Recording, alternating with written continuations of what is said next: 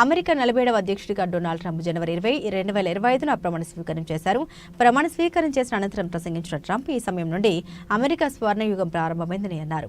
నా హయాంలో ప్రతి నిర్ణయం అమెరికా ఫస్ట్ ను దృష్టిలో ఉంచుకొని తీసుకుంటామని తెలిపారు. మన సార్వభౌమ అధికారాన్ని కాపాడుకుంటామని ట్రంప్ అన్నారు.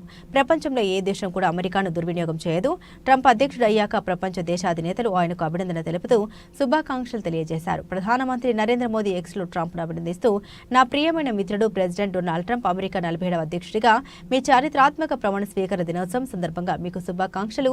మన రెండు దేశాలకు ప్రయోజనం చేకూర్చడానికి, ప్రపంచానికి మంచి భవిష్యత్తును అందించడానికి, మళ్లీ కలిసి పంచడానికి నేను ఎదురు చూస్తున్నాను. మీ విజయవంతమైన పదవీకాలం కోసం మీకు శుభాకాంక్షలు అంటూ మోదీ ఎక్స్ పోస్ట్లో తెలియజేశారు.